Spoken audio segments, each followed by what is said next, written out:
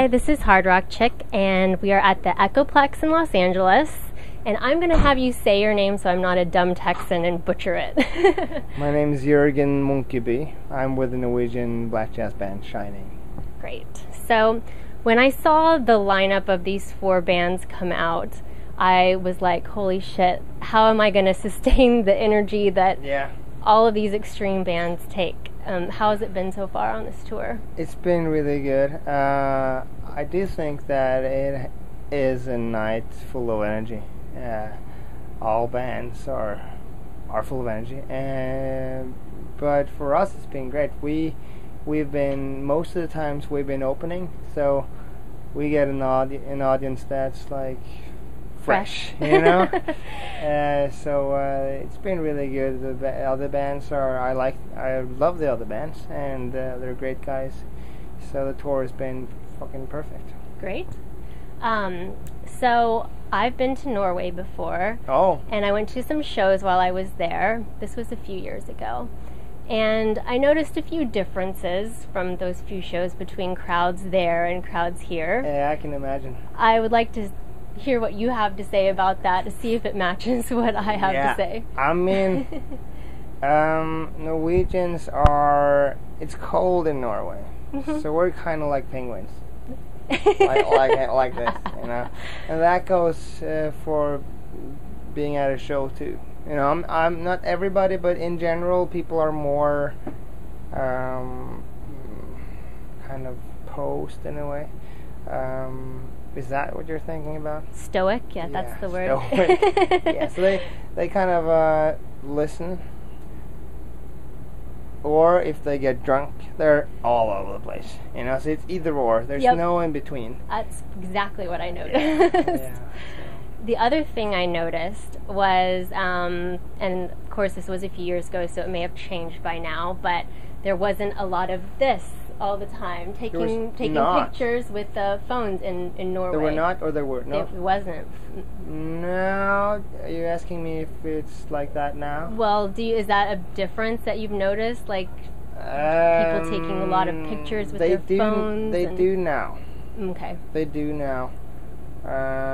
So maybe we were just late to the party at that particular thing. We're early when it comes to Spotify and like music technology, but I think maybe the whole seeing the world through, you know, something else. Yeah. Maybe we're a bit late on that, but you know, I can tell you, we're like totally stepped into that role. If you see like the new parents now. Looking at their kids through fucking iPad and recording. I don't know what they're using the footage for. Probably nothing. But so I think we're getting there. So you, forgive me if I'm wrong, but you started out as a jazz musician. Like you went to college. Yeah, and studied jazz. As a musician, I started out as a jazz musician. Like as a listener, I started out as a metal listener. Okay. And how that came about, I'm not really sure. So I kind of listened to rock and metal first, and for some reason wanted to play the saxophone. I had never heard music with saxophone in it, so I don't really know. And I kept listening to rock and metal for some time, and then I started like getting all into jazz music, and I studied jazz music at the Norwegian State Academy of Music for a long time, and studied contemporary classical composition. And during that time, those 10 years, I did not listen to metal music or rock music. And then I got a bit tired of the whole spending that much time on old music. I guess that's really how I felt it. So I wanted to like update myself on rock and metal music again, and I love rock and metal music. So I started listening to my older stuff again, and some of it was good, some of it was not good. You know how you think it's good because of nostalgia. Yeah. But it's not good. So, and then I started buying new stuff. I bought Dillinger Escape Plan's Miss Machine, and it fucking floored me in 1994, I think. And from that on, I said that I'm gonna fucking do something with this band, you know, if whatever it is. So, and then now 10 years later, 20 years later, 94, 2004, it's fucking 20 years. Is it? Yeah. 20 years later, we're on tour with them, so that's good. Yeah, but I started focusing on, I started listening to rock and metal music again, and the band we've always kept the band name but changed the music. So the band, when I started the band in 1999, it was an acoustic jazz quartet, and then it has slowly but surely changed quite a bit. And in 2010, we kind of landed on this thing that I felt was kind of unique. We call it black jazz, and we released an album called Black Jazz, and we still kind of use that term to describe our music. And here we are. Here we are. So, you did a cover of King Crimson's 21st Century Schizoid Man Tonight. I thought that was awesome. Thank you. Can you tell me a little bit about kind of being labeled a progressive band in certain ways? And I know you kind of don't like that term from what I've read. And I kind of don't like that term either. It's a weird, obtuse term. Yeah, well, I think it's a weird term. But somehow on this tour, somebody suggested dividing between progressive and prog, and that kind of made sense to me, because progressive means something. The word means something, just like new. And there is a genre called nu metal, and it's not really new anymore. So you got to be careful with the words you use. Progressive to me means something that continuously develops and is on the forefront of some kind of change, while progressive metal in the last 5-10 years to me has seemed kind of retro. But it's also been labeled more and more prog.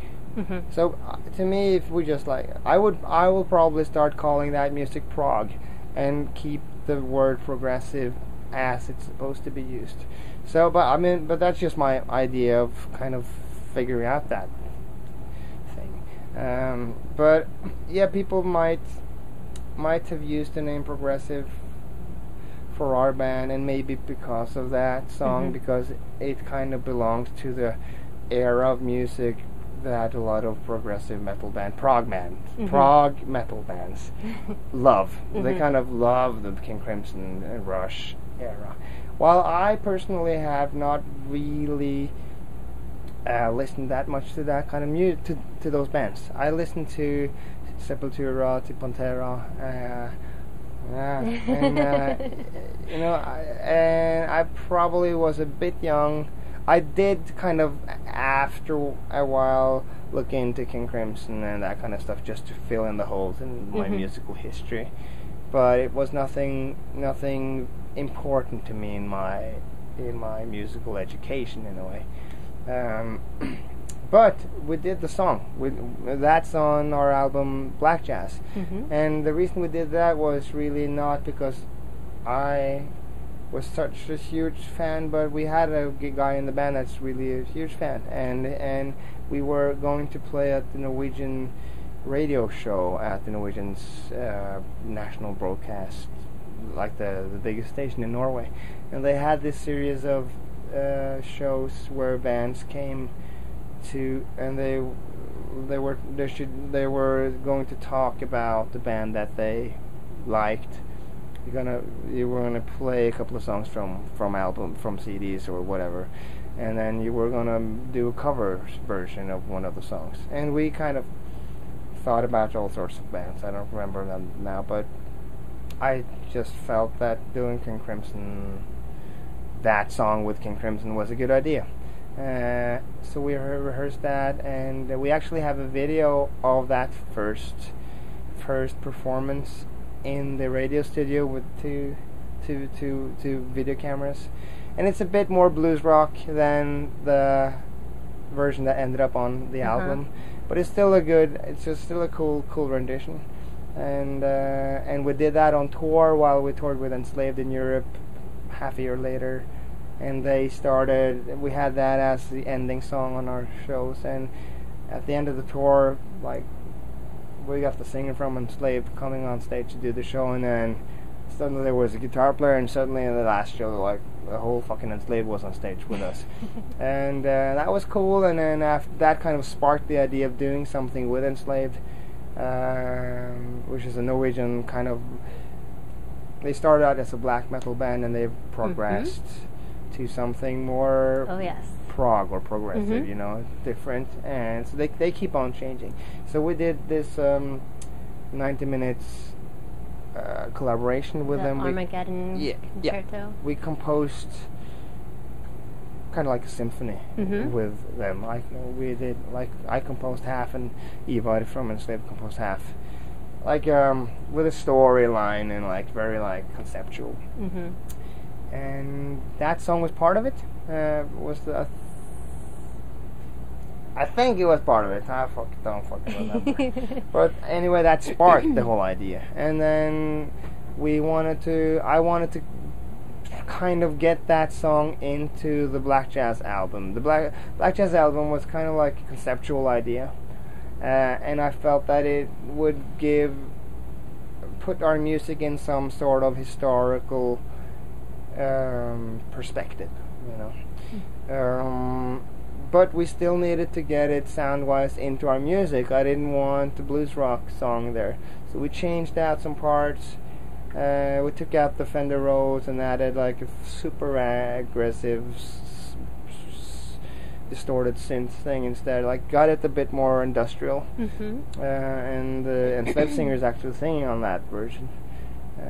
So that's really the story behind the cover, and it has ended up being one of the songs that we kind of always play on our shows. It's usually the last song. Yeah, so, fits really well. Yeah, thanks. So segue, King Crimson, Adrian Belew, who has also played on some Nine Inch Nails records. I'm a huge Nine Inch Nails fan, and when I first saw your logo, I was like, Yeah. There is we do have the... In Nine Inch Nails it has an N and an I, and the first N is probably backwards. And we have in Shining, the N-I-N in Shining is also the same thing. And it's also got this sharp kind of vector edges. So that's a conscious homage to Nine Inch Nails. Awesome. Yeah, I always wondered that. And I mean, but you have some elements of that industrial sound there in the music, as well. Manson and Nine Inch Nails are stuff that I kind of knew about them when I grew up, but I didn't really listen that much to them. But I discovered them like later, and what I loved about that music was that it was aggressive, but they still managed to have this kind of polished or clean sound while still being aggressive, which a lot of other heavier music might get a bit dirty, like Dark Throne, you know, stuff that's it's aggressive but very dirty. But I kind of felt that it would be a cool mix with, especially the music I worked on for Black Jazz, to have crazy jazz, free jazz stuff, and the kind of experimental metal side of it. But both of those, if I mix those two things together, it might become a bit messy. So I wanted to have that industrial, clean but heavy sound. And at that time, people still bought CDs. I have had a bunch of CDs, and I bought, you know, the Nine Inch Nails and Manson albums, all of them. And I read through the booklets, and I kind of found this guy, Sean Bevan, the producer and the mixer, that had worked on a lot of the stuff I loved the most. And I contacted him, and he asked him if he wanted to mix Black Jazz, and he'd love to do it. So after that, we've just stuck together. He mixed Black Jazz, he mixed live Black Jazz, which is a live CD and a DVD that came out in 2011. He mixed and co-produced 111, which is our latest album that came out in 2013. He's now co-producing the stuff that I'm working on now, and he actually mixed the show tonight. Oh. He's on this tour. He came in on this tour 4 days ago. Like, took over for our Norwegian front of house that has been us on the first part. So that's really where he's the link to. Yeah. He's the Nine Inch Nails link, because he worked with Nine Inch Nails like on Miss Machine, on Downward Spiral, on and he was a live engineer for them for a long time, and the same with Manson. So that's cool. The link. So we'll wrap up with a non-music related question. Yeah. What do you like to do for fun that's when you're not on tour or making music? Well, is there a time when I'm not on tour making music? That's another question. Yeah, sure. Well, there are some. I do try to do some other things. But mostly I'm making music. I'll tell you what I want to do. That's easier, because in the last 10 years, 20 years, it hasn't been much other than music. But before that, when I was young, I spent as much, maybe even more time doing martial arts, mixed martial arts and jiu-jitsu and that kind of stuff. Those horns come up forward. So, but I kind of had to stop because I kept like getting injuries in my fingers and my toes and stuff like that.